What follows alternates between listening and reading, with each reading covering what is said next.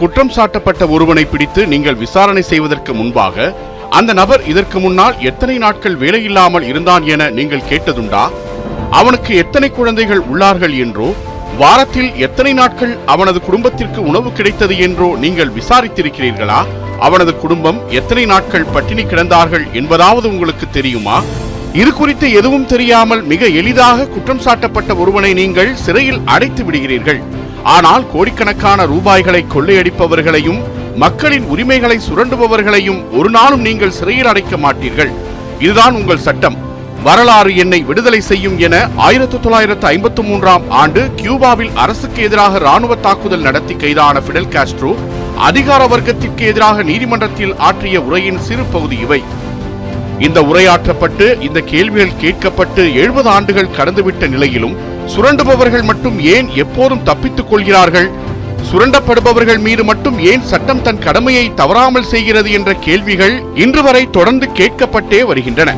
ஆனால் அதிகார வர்க்கத்திற்கு எதிராக அடுக்கடுக்கான கேள்விகளை முன்வைத்ததோடு நின்றுவிடாமல் அதற்கான காரணங்களை கண்டறிந்து தன் தாய்நாட்டில் உழைக்கும் வர்க்கத்தினருக்கான ஆட்சியை 1959ஆம் ஆண்டு பிப்ரவரி 16ஆம் தேதி நிறுவவும் செய்தவர் பிடல் காஸ்ட்ரோ. அவர் எவ்வாறு அத்தகைய உழைக்கும் வர்க்கத்தினருக்கான ஆட்சியை நிறுவினார்? பிடல் காஸ்ட்ரோ என்ற பெயர் எப்படியெல்லாம் அமெரிக்காவை ஆட்டம் காண வைத்தது? கியூபா விடுதலை போரில் சேகுவேராவின் பங்கு எத்தகையது? அமெரிக்கா என்ற வல்லாதிக்க நாடு கொடுத்த தொடர் தொல்லைகளை கியூபா என்ற சிறிய நாட்டால் எப்படி சமாளிக்க முடிந்தது போன்ற கேள்விகளுக்கெல்லாம் பதிலாய் அமைகிறது இந்த தொகுப்பு. கியூபாவில் 1926ஆம் ஆண்டு ஆகஸ்ட் 13ஆம் தேதி பிறந்த பிடல் காஸ்ட்ரோவின் தந்தையான ஏஞ்சல் ரஷ் காஸ்ட்ரோ மிகப்பெரிய பண்ணை உரிமையாளர். அவருடைய கரும்பு தோட்டங்களில் நூற்றுக்கணக்கான தொழிலாளர்களுக்கு வேலை வழங்கும் அளவுக்கு அவர் பெரும் செல்வந்தராக இருந்து வந்தார். ஆனால் 1930களில் கியூபாவில் ஏற்பட்ட பெரும் பொருளாதார நெருக்கடி அவரையும் பெரிதும் பாதித்தது.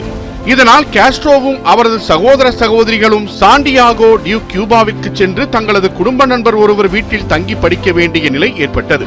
அங்கு இருந்தபடியே தனது ஆரம்ப கல்வியை முடித்த காஸ்ட்ரோ 1941ஆம் ஆண்டு பெலன் கல்லூரியில் சேர்ந்து உயர்கல்வியையும் நிறைவு செய்தார். கல்லூரிகளில் படித்துக் கொண்டிருந்த காலகட்டத்தில் 2ஆம் உலகப் போர் தீவிரம் அடைந்திருந்ததால் முதலாளித்துவம், கம்யூனிசம் போன்ற வார்த்தைகளில் காஸ்ட்ரோவுக்கு பரிச்சயம் ஏற்பட்டிருந்தது. உயர்கல்வியை முடித்த கையோடு ஹவானா பல்கலைக்கழகத்தில் சட்டப்படிப்பை தேர்ந்தெடுத்தார் காஸ்ட்ரோ. அப்போது அங்கு பயின்ற மாணவர்கள் மத்தியில் 2 கட்சிகள் பெரும் செல்வாக்கை பெற்றிருந்தன. ஒன்று கம்யூனிஸ்ட் கட்சி, மற்றொன்று ஜோஸ் மார்த்தி என்ற கியூப புரட்சியாளரின் கொள்கைகளை தலைமையேற்று இயங்கி வந்த ஆர்த்தோடாச்சோ என்ற கட்சி. கல்லூரியில் புதிதாக சேர்ந்திருந்த காஸ்ட்ரோவை இரண்டாவதாக சொன்ன ஆர்த்தோடாச்சோ கட்சியும் அதன் கொள்கைகளும் தான் பெரிதாய் கவர்ந்தது.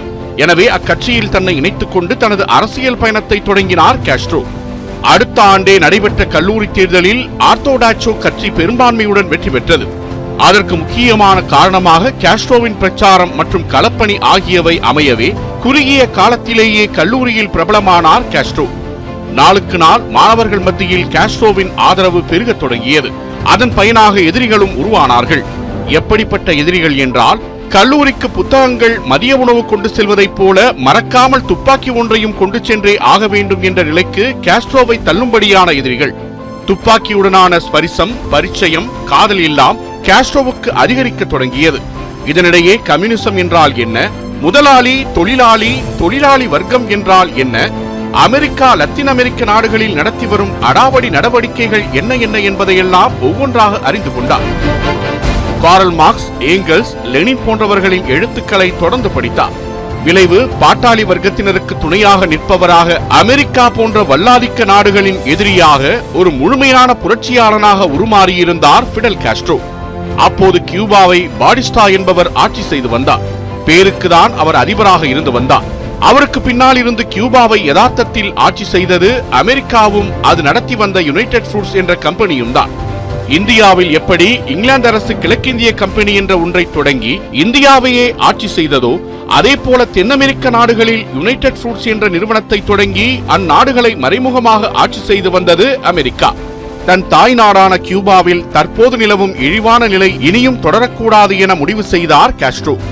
பாடிஸ்டா அரசை அடித்து விரட்டி கியூபாவில் நடைபெறும் அமெரிக்கர்களுக்கான ஆட்சியை அப்புறப்படுத்தி கியூபர்களுக்கான உண்மையான ஆட்சியை நடத்த வேண்டும் என உறுதி பூண்டார். அதுவரை தான் உறுப்பினராக இருந்து வந்த ஆர்த்தோடாக்ஸ் கட்சி தான் கொண்ட கொள்கைகளில் இருந்து விலகி தவறான பாதையில் சென்று கொண்டிருப்பதாக உணர்ந்தார் காஸ்ட்ரோ. தனது சித்தாந்தத்திற்கும் கியூப விடுதலைக்கும் ஏற்றதாக இனி இந்த கட்சி இருக்கப் போவதில்லை என்று முடிவெடுத்த காஸ்ட்ரோ 1952ஆம் ஆண்டு அக்கட்சியிலிருந்து விலகினார். இனியும் காலம் தாழ்த்தாமல் பாடிஸ்டா அரசுக்கு எதிராக ஆயுத புரட்சி செய்வது என்று தீர்மானித்தார் காஸ்ட்ரோ.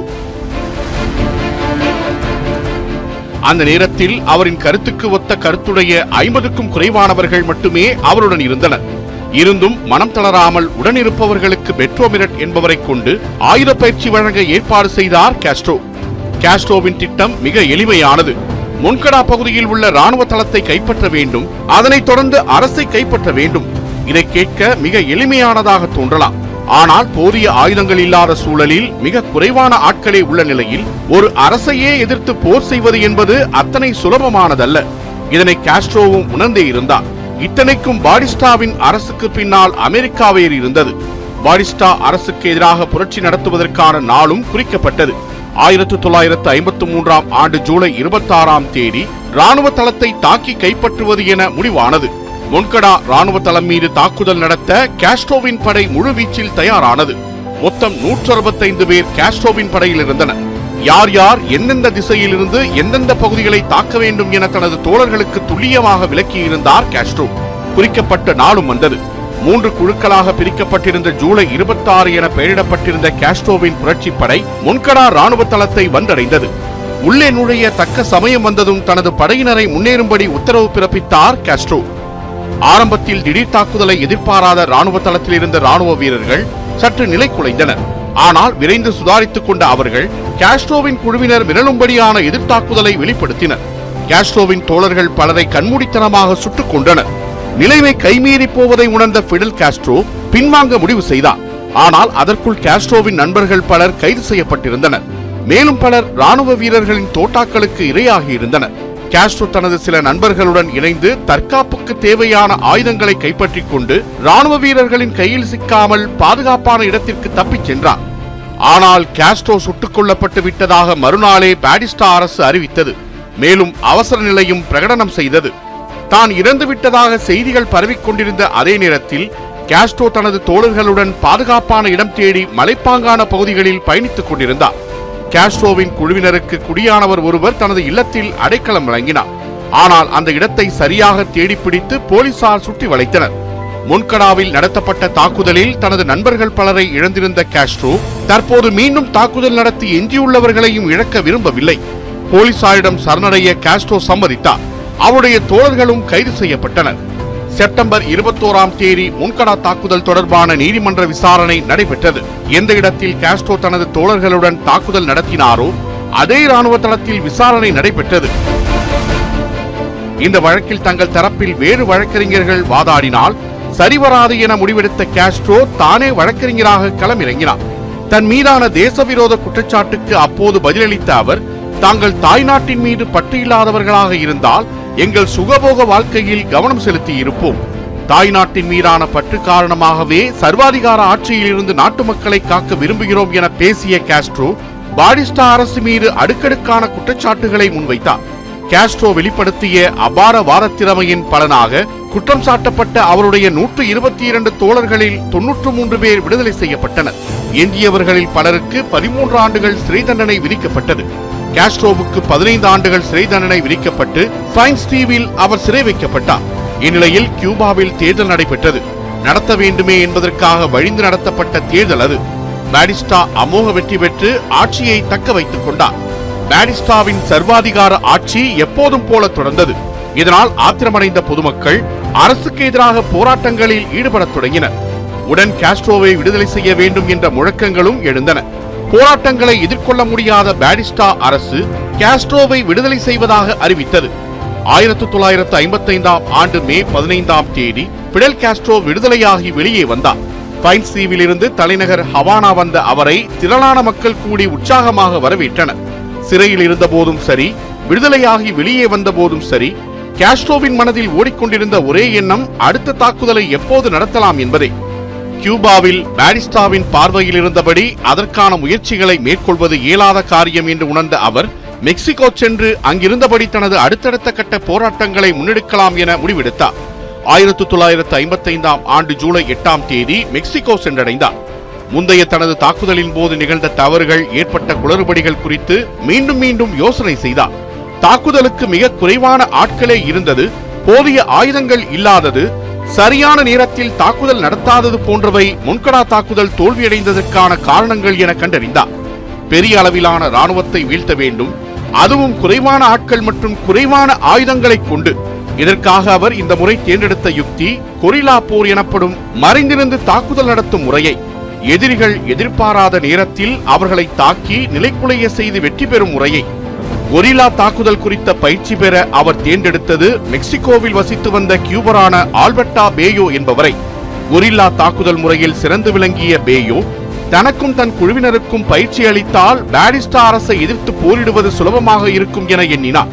பேயோவிடம் உரிய முறையில் பயிற்சி பெற்று சரியான நேரத்தில் சரியான விதத்தில் பாடிஸ்டா அரசை அடிக்க வேண்டும். அந்த அடி பாடிஸ்டாவிற்கும் அமெரிக்காவிற்கும் மரண அடியாக இருக்க வேண்டும் என கருதினார் காஸ்ட்ரோ. அடுத்த தாக்குதலுக்கான திட்டம் தயாரானது.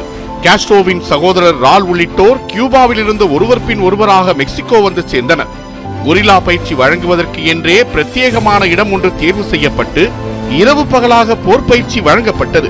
இந்த சூழலில் மெக்சிகோவில் அர்ஜென்டினாவை சேர்ந்த இளைஞர் ஒருவரும் வசித்து வந்தார். அவரும் கம்யூனிச சித்தாந்தத்தால் ஈர்க்கப்பட்டவராகவும் அமெரிக்கா போன்ற முதலாளித்துவ நாடுகளுக்கு எதிரானவராகவும் இருந்தார். அவர் பெயர் எர்னெஸ்டோ குவாரசெர்னாலிச், சுருக்கமாக எர்னெஸ்டோ சேகுவேரா. அவருக்கும் ரால் காஸ்ட்ரோவிற்கும் நட்பு ஏற்பட்டது. அதன் மூலமாக பிடல் காஸ்ட்ரோவை சந்திக்கும் வாய்ப்பை அவர் பெற்றார். காஸ்ட்ரோ குறித்தும் முன்கடா தாக்குதல் குறித்தும் சேகுவேரா முன்னரே கேள்விப்பட்டிருந்தார். பிடல் காஸ்ட்ரோவுடனான சந்திப்புக்கு பின்னர் காஸ்ட்ரோவின் போராட்டத்திற்கு உறுதுணையாக இருப்பது என்றும் அமெரிக்காவிற்கு தக்க பதிலடி கொடுத்து கியூபாவில் பாட்டாளி வர்க்கத்தினருக்கான ஆட்சியை அமைப்பது என்றும் உறுதி பூண்டார். பயிற்சி பெறும் படலம் முழுவீச்சில் நடைபெற்றது. பேயோ துரோணராக செயல்பட்டு அனைவரையும் சிறந்த கொரில்லா போர் பயிற்சிக்கு உட்படுத்தினார். கொரில்லா முறையிலான தாக்குதலுக்கு பொதுமக்களின் ஆதரவும் மிக முக்கிய காரணி என்பதால் கியூபாவில் இருந்த காஸ்ட்ரோவின் ஆதரவாளர்கள் பொதுமக்களை புரட்சிக்கு தயார் செய்யும் பணியில் ஈடுபட்டனர். பாடிஸ்டா அரசுக்கு எதிராக உச்சபட்ச கோபத்தில் இருந்த கியூப மக்கள் காஸ்ட்ரோவுக்கு தங்களின் முழு ஆதரவை அளிக்க தயாராக இருந்தனர். காஸ்ட்ரோவின் புரட்சி குழுவில் தென் அமெரிக்காவின் பல நாடுகளைச் சேர்ந்த போராளிகள் இடம்பெற்றிருந்தனர். பல பகுதிகளில் இருந்து நிதி திரட்டப்பட்டு ஆயுதங்கள் வாங்கப்பட்டன. காஸ்ட்ரோவின் படை தாக்குதலுக்கு 100% தயாராகி இருந்தது. கியூபா செல்ல வேண்டும், அங்குள்ள மக்களின் உதவியுடன் அரசு படைக்கு எதிராக கொரில்லா போர் நடத்த வேண்டும், பாடிஸ்டா தலைமையிலான அரசை இருந்த இடம் தெரியாமல் செய்ய வேண்டும். அவ்வளவுதான் பாக்கி. மெக்சிகோவில் இருந்து கடல் மார்க்கமாக கியூபா சென்று தாக்குதல் நடத்துவது என்று திட்டமிடப்பட்டது. எனவே அதற்காக கிராண்ட்மா என்ற படகு விலைக்கு வாங்கப்பட்டது. எல்லாம் தயாரானதும் 1955ஆம் ஆண்டு நவம்பர் 25ஆம் தேதி காஸ்ட்ரோ தலைமையிலான புரட்சி படை மெக்சிகோவிடம் விடைபெற்றுக் கொண்டு கியூபா நோக்கி பயணித்தது. கிராண்ட்மா படகில் அதிகபட்சம் 30 பேர் வரை மட்டுமே பயணம் செய்யலாம் என்ற நிலையில் 81 பேர் பயணம் மேற்கொண்டனர். அதிக அளவிலான உணவு மூட்டைகள், ஆயுத மூட்டைகள் வேறு படகில் ஏற்றப்பட்டிருந்தன. இதெல்லாம் ஒன்றும் பிரச்சனை இல்லை, தைரியமாக இருங்கள், உங்கள் அனைவரையும் பத்திரமாக நான் கியூபா கொண்டு போய் சேர்க்கிறேன் என்பது போல அந்த கிராண்ட்மா படகு இரவு பகலாக இடி, மழை, மின்னல் போன்றவற்றை கடந்து அனைவரையும் கியூபாவின் சியரா மேஸ்ட்ரா மலைப்பகுதிகளுக்கு அருகே கொண்டு போய் சேர்த்தது. காஸ்ட்ரோ மற்றும் அவரின் குழுவினரின் வருகை குறித்து முன்பே அறிந்திருந்த பாடிஸ்டாவின் படையினர் துப்பாக்கி தோட்டாக்களை கொண்டு அவர்களுக்கு சிறப்பான வரவேற்பை அளித்தனர். ஆனால் அத்தாக்குதல்களில் இருந்து எளிதாக தப்பிய போராளிகள் குழு சியரா மேஸ்ட்ராவின் மரங்கள் அடர்ந்த மலைப்பகுதி வழியாகவும் கரும்பு காடுகள் வழியாகவும் பயணித்தனர். இடையில் கியூபா ராணுவத்தினரை பல இடங்களில் எதிர்கொண்ட ஜூலை 22 குழுவினர் எதிர்த்தாக்குதலை தொடர்ந்தபடியே லா பிளேட்டா பகுதியில் உள்ள ராணுவ முகாமை நோக்கி பயணித்தனர். ராணுவ முகாமில் உள்ள ஆயுதங்களை கைப்பற்றிவிட்டாலே குறிப்பிடத்தக்க வெற்றி கிடைத்து விட்டதாக அர்த்தம் என்பதால் அதனை சுற்றி வளைத்து அதிரடி தாக்குதல் நடத்தினர். முகாமை கைப்பற்ற அதிக நேரம் பிடிக்கவில்லை. முகாம் புரட்சியாளர்களின் கட்டுப்பாட்டில் வந்தது. காஸ்ட்ரோவின் குழுவினர் ருசித்த பெரிய அளவிலான முதல் வெற்றி அது.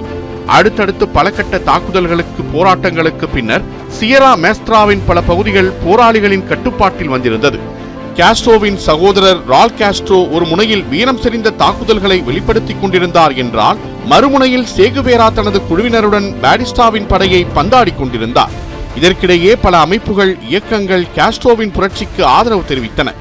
ஒவ்வொரு நகரமாக கைப்பற்றியபடியே காஸ்ட்ரோ குழுவினர் முன்னேறினர். நிலைமை கைமீறி போவதை உணரத் தொடங்கினார் பாடிஸ்டா. இன்னும் சில நாட்களில் புரட்சி முழுமையாக வெற்றி பெறும் சூழல் ஏற்பட்டது.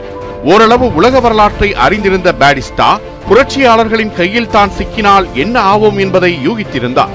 ஆகவே சற்றும் தாமதிக்காமல் கேண்டில்லோ என்பவரிடம் பொறுப்புகளை ஒப்படைத்துவிட்டு கியூபாவை விட்டு நடையை கட்டினார். புதிய தலைவராக நியமிக்கப்பட்ட கேண்டில்லோ நமக்கு எதற்கு வம்பு என்பது போல தன் பங்கிற்கு வேறு ஒருவரிடம் அந்த பொறுப்பை ஒப்படைத்துவிட்டு அவரும் தப்பி ஓடினார். ராணுவ வீரர்களின் குழுக்கள் ஒன்றன் பின் ஒன்றாக காஸ்ட்ரோவின் படையில் இணைந்தன. வரலாற்று சிறப்புமிக்க அந்த புரட்சி மகத்தான வெற்றி பெற்றது. அதுவரை முதலாளித்துவ வர்க்கத்தினரின் நன்மைக்காக மட்டுமே நடைபெற்று வந்த ஆட்சி அகற்றப்பட்டு பாட்டாளி வர்க்கத்தினருக்கான புதிய ஆட்சி அமைய உள்ளதை எண்ணி கியூப மக்கள் மகிழ்ச்சியில் திளைத்தனர். கியூபா விழாக்கோலம் பூண்டது. 1959 ஆண்டு ஜனவரி 6ஆம் தேதி காஸ்ட்ரோ தனது தோழர்களுடன் தலைநகர் ஹவானாவை வந்தடைந்தார். சாலையின் இருபுறமும் திரண்ட ஆயிரக்கணக்கான மக்கள் வெற்றி கோஷங்களை எழுப்பினர். பிடல் காஸ்ட்ரோ, ரால் காஸ்ட்ரோ, சேகுவேரா உள்ளிட்ட புரட்சியாளர்களுக்கு உற்சாக வரவேற்பு அளிக்கப்பட்டது. உலகின் மற்ற நாடுகளில் வசித்து வந்த பாட்டாளி மக்கள், உழைக்கும் வர்க்கத்தினர் காஸ்ட்ரோவின் வெற்றியை தங்களுக்கு கிடைத்த வெற்றியாகவே கருதினர். இதனையடுத்து 1959 ஆண்டு பிப்ரவரி 16ஆம் தேதி கியூபாவின் ராணுவ தளபதியாகவும் அதிபராகவும் பிடல் காஸ்ட்ரோ பொறுப்பேற்றுக் கொண்டார்.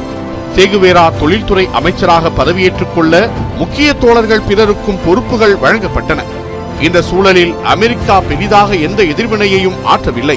கியூபாவில் நடப்பதை அமைதியாக வேடிக்கை மட்டுமே பார்த்துக் கொண்டிருந்தது. கியூபாவின் புதிய அரசை அமெரிக்கா அங்கீகரிக்கவும் செய்தது. இது ஒரு வகையான அமெரிக்காவின் ராஜதந்திரம். இந்த இடத்தில் குறிப்பிட வேண்டிய ஒன்று, காஸ்ட்ரோ அதுவரை தன்னை கம்யூனிஸ்ட் என்றோ அமைக்கப்பட்டுள்ள புதிய அரசு கம்யூனிச அரசு என்றோ ஒருபோதும் அறிவிக்கவில்லை. ஆனால் புரட்சிக்கு பின்னர் நடைபெற்ற பொதுக்கூட்டத்தில் மக்களிடம் உரையாற்றிய பிடல் காஸ்ட்ரோ, உங்களுக்கு இலவச கல்வி, வேலை, வீடு, விவசாய நிலம் ஆகியவை வேண்டுமா என்றார். அதற்கு மக்கள் ஆம் என ஒரே குரலில் பதிலளித்தனர். இதனைத் தொடர்ந்து பேசிய பிடல் காஸ்ட்ரோ, மக்களுக்கு தேவையான அடிப்படையான விஷயங்கள் கிடைக்க வேண்டும் என்றால் அது கம்யூனிசத்தால் தான் முடியும் என்றார். இப்போது மீண்டும் மக்களிடம் உங்களுக்கு என்ன வேண்டும் என கேட்டபோது அனைவரும் ஒரே குரலில் கம்யூனிசம் தான் வேண்டும் என ஒலித்தனர்.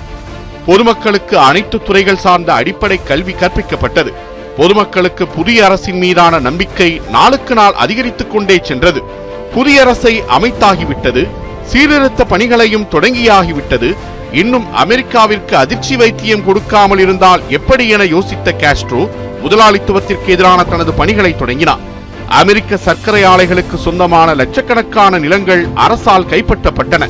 லத்தீன் அமெரிக்க நாடுகளில் தனி ராஜ்யம் செலுத்தி வந்த யுனைடெட் ஃப்ரூட் நிறுவனத்திற்கு சொந்தமான நிலங்கள் பிடுங்கப்பட்டன.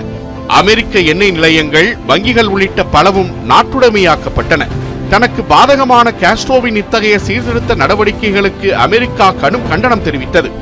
நீ கண்டனத்தையும் எதிர்ப்பையும் தெரிவித்துக் கொண்டே இரு, உழைக்கும் மக்களுக்கு நன்மை பயக்கும் வகையிலான சீர்திருத்த நடவடிக்கைகளை நாங்கள் தொடர்ந்து கொண்டே இருக்கிறோம் என்பதைப் போல காஸ்ட்ரோ அரசு தனது பணியை தொடர்ந்து வந்தது. கைப்பற்றப்பட்ட நிலங்கள் கியூப மக்களுக்கு பகிர்ந்தளிக்கப்பட்டன. கியூப மக்களின் வாழ்க்கை தரம் மெல்ல மெல்ல மேலோங்க தொடங்கியது. பொறுத்து பார்த்த அமெரிக்கா தன் தரப்பிலான எதிர் நடவடிக்கைகளை எடுக்க தொடங்கியது. இதன் முதல் கட்டமாக கியூபாவில் இருந்து சர்க்கரை இறக்குமதியை அமெரிக்கா நிறுத்திக் கொண்டது. கியூபாவின் சர்க்கரையை வாங்க வேண்டாம் என தனது நட்பு நாடுகளையும் கேட்டுக்கொண்டது. கியூபா மீது பொருளாதார தடை விதிக்கப்பட்டது. இதனால் கியூபாவில் உற்பத்தி செய்யப்பட்ட சர்க்கரையானது வாங்க ஆளில்லாமல் மலை என குவிய தொடங்கியது. இது குறித்து கியூபாவின் வங்கி தலைவராகவும் தொழில்துறை அமைச்சராகவும் இருந்த எர்னஸ்டோ சேகுவேரா, காஸ்ட்ரோ உள்ளிட்ட தலைவர்கள் கலந்து ஆலோசித்தனர்.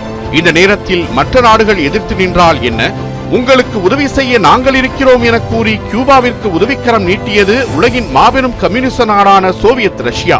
கியூபாவில் இருந்து அதிக அளவிலான சர்க்கரையை சோவியத் ரஷ்யா இறக்குமதி செய்து கொண்டது. கியூபாவிற்கு கடனுதவி வழங்கியும் கை கொடுத்தது.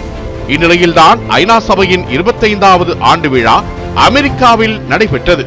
அமெரிக்கா சார்பில் ஐசனோவர், இந்தியா சார்பில் ஜவஹர்லால் நேரு ஆகியோர் கலந்து கொண்ட இந்த நிகழ்ச்சியில் கியூபாவின் சார்பாக கலந்து கொண்டார் பிடல் காஸ்ட்ரோ.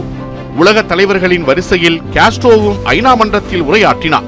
வரலாற்று சிறப்புமிக்க உரைகளில் ஒன்றாக அவரின் பேச்சு அமைந்தது. பொருளாதார பாதிப்பு இருந்த நிலையிலும் கூட மாணவர்களுக்கு இலவச கல்வியையும் பொதுமக்களுக்கு இலவச மருத்துவத்தையும் வழங்கியது காஸ்ட்ரோ தலைமையிலான அரசு. தனக்கு அருகே கம்யூனிஸ்டுகளால் ஆளப்படும் நாடு இருப்பதை அமெரிக்காவால் சிறிதும் ஏற்றுக்கொள்ள முடியவில்லை. கியூபாவை ஏதாவது செய்யலாம் என்றால் கியூபாவின் பின்னால் மிகப்பெரிய அரணாக சோவியத் ரஷ்யா இருந்தது. அதனால் நேரடியாக இல்லாமல் திரைமறைவில் இருந்தபடி கியூபாவை அடிக்கடி சீண்டிக் கொண்டே இருந்தது அமெரிக்கா. இந்த சூழலில் கியூபாவில் சர்ஃபேஸ் டு ஏர் மிசைல் என்ற ஏவுகணைகளை சோதனை செய்யும் தளங்களை நிறுவி பரிசோதனையில் ஈடுபட்டது ரஷ்யா. இதனை மோப்பம் பிடித்த அமெரிக்கா கியூபா மீது போர் தொடுப்பதாக அறிவித்தது. உடனடியாக இவ்விவகாரத்தில் தலையிட்ட ரஷ்ய அதிபர் குர்ஷேவ் தங்களது ஏவுகணைகளை கியூபாவிலிருந்து விலக்கிக் கொள்வதாக அறிவித்ததை அடுத்து பெரும் போர் தவிர்க்கப்பட்டது. இதனிடையே சேகுவேராவிற்கு கியூபாவில் இருந்து கொண்டு தாம் என்ன செய்து கொண்டிருக்கிறோம் என்ற கேள்வி எழத் தொடங்கியது. கியூபாவில் உழைக்கும் மக்களுக்கான ஆட்சி அமைந்துவிட்டது. ஆனால் பிற நாடுகளிலும் இதே போன்ற ஆட்சி அமைய வேண்டும். அதற்காக போராடுவதுதானே தனது லட்சியம் என தன்னைத்தானே கேட்டுக்கொண்டார். விளைவு கியூபாவை விட்டு வெளியேறுவதாக காஸ்ட்ரோவிற்கு கடிதம் ஒன்றை அனுப்பிவிட்டு தனக்கான புரட்சி பாதையை நோக்கி பயணிக்க ஆரம்பித்தார் சேகுவேரா. முதலில் காங்கோவில் புரட்சியை முன்னெடுக்க முயன்ற அவர் அது முடியாமல் போகவே பொலிவியாவின் பக்கம் தன் பார்வையை திருப்பினார். ஆனால் எங்கெல்லாம் தொழிலாளர்கள் ஒடுக்கப்படுகிறார்களோ அதுவெல்லாம் எனது நாடு என முழங்கிய எர்னெஸ்டோ சேகுவேரா 1967 ஆண்டு அக்டோபர் 9 அமெரிக்காவின் உளவு அமைப்பான CIA மற்றும் பொலிவிய ராணுவத்தினரால் கைது செய்யப்பட்டு படுகொலை செய்யப்பட்டார். சேவின் இறப்பு செய்தி காஸ்ட்ரோவையும் கியூப மக்களையும் அதிர்ச்சியில் உறையச் செய்தது. கியூப விடுதலை போரில் சேகுவேராவின் பங்கு அளவிட முடியாத ஒன்று. தனது உற்ற தோழனின் மரண செய்தியால் சோர்வுற்றிருந்த காஸ்ட்ரோ அதிலிருந்து மெல்ல மெல்ல மீண்டு தான் ஆற்ற வேண்டிய கடமைகளை செய்ய தொடங்கினார். அங்கோலா விடுதலை பெறவும் நிகராகுவாவில் நடைபெற்று வந்த சர்வாதிகார ஆட்சியை முடிவுக்கு கொண்டு வரவும் பிடல் காஸ்ட்ரோ உதவினார். பொருளாதார தடைகளுக்கு இடையேயும் சிறப்பான ஆட்சியை வழங்கிக் கொண்டிருந்த கியூபா அரசுக்கு 1990களின் தொடக்கத்தில் சோவியத் யூனியனின் வீழ்ச்சி பெரும் அடியாக இருந்தது. சொல்லப்போனால் அது மரண அடி கூட. இன்றும் கூட அதன் தாக்கத்தை கியூபாவில் காணலாம். ஆனால் காஸ்ட்ரோ துவண்டு போகவில்லை. நாட்டு மக்களை தொடர்ந்து உற்சாகப்படுத்தி வந்தார். இலவச கல்வி, மருத்துவம் தொடர்ந்து வழங்கப்பட்டு வந்தது. பல நாடுகள் கியூபாவிற்கு தங்களால் ஆன சிறு சிறு உதவிகளை செய்தனர். இந்தியாவும் தனது பங்கிற்கு 10,000 டன் கோதுமையை வழங்கியது. இந்த உதவி குறித்து பேசிய காஸ்ட்ரோ, நீங்கள் அனுப்பிய கோதுமை எங்கள் போராட்ட உணர்வை அதிகப்படுத்தி இருக்கிறது. நீங்கள் அனுப்பிய கோதுமை போராட்டத்தில் நாங்கள் தனியாக இல்லை என்பதை உணர்த்துகிறது. இந்த கோதுமையை கொண்டு கியூப மக்கள் அனைவருக்கும் ஒரு வாரத்திற்கு தேவையான ரொட்டியை வழங்குவேன் என காஸ்ட்ரோ தெரிவித்தார். வளர்ச்சி என்ற ஒன்றை நோக்கி தனது நாட்டை வழிநடத்தி சென்று கொண்டிருந்தார் காஸ்ட்ரோ. அவரது ஆட்சியில் கியூபாவில் உலக அளவில் தரமான மருத்துவ சிகிச்சை வழங்கப்பட்டது. பிரசவத்தின் போதான தாய்சேய் இறப்பு விகிதம் குறைக்கப்பட்டது. திசு வளர்ப்பு மூலம் புதிய விதைகள் உருவாக்கப்பட்டன. தரமான இலவசமான கல்வி கியூப குழந்தைகளுக்கு வழங்கப்பட்டது. விவசாயம் மற்றும் தொழில்துறையில் புதுமையான யுக்திகள் புகுத்தப்பட்டு அதிக விளைச்சல் மற்றும் அதிக உற்பத்தி பெறும் நிலை எட்டப்பட்டது. இத்தகைய பல சாதனைகளை காஸ்ட்ரோ அரசு படைத்துள்ளதா என எண்ணும் நேரத்திற்குள் அனைவருக்கும் சொந்த வீடு, சொத்து வரி ரத்து, 12 மாணவர்களுக்கு ஒரு ஆசிரியர் என்ற நிலை, தனியார் மருத்துவமனைகள் என்ற பேச்சுக்கே இடமில்லாமல் அனைவருக்கும் அரசு மருத்துவமனையில் இலவச சிகிச்சை, ஆண்களுக்கு இணையாக பெண்களுக்கு ஊதியம் என இன்றைக்கு நாம் விவாதித்துக் கொண்டிருக்கும் பல விஷயங்களை அடுத்தடுத்த கட்டங்களை நோக்கி கியூபாவை நகர்த்தி சென்று கொண்டிருந்தார் காஸ்ட்ரோ. மறுபக்கம் காஸ்ட்ரோ ஒரு சர்வாதிகாரி. கியூபாவில் உரிய விசாரணை நடத்தப்படாமல் சிறிய தவறுக்காக எல்லாம் பலர் கொல்லப்படுகின்றனர். கியூப மக்கள் அன்றாட வாழ்க்கையை நடத்தவே படாத பாடுபடுகின்றனர். கியூபாவை விட்டு வெளியேறவே அந்நாட்டு மக்கள் விரும்புகின்றனர் என பல குற்றச்சாட்டுகளை, பல விமர்சனங்களை முன்வைத்துக் கொண்டிருந்தது அமெரிக்கா. இப்போதும் கூட அமெரிக்கா அதனையேதான் செய்து கொண்டுள்ளது. கியூபா மீதான பொருளாதார தடை இன்றும் நீடித்து வருகிறது.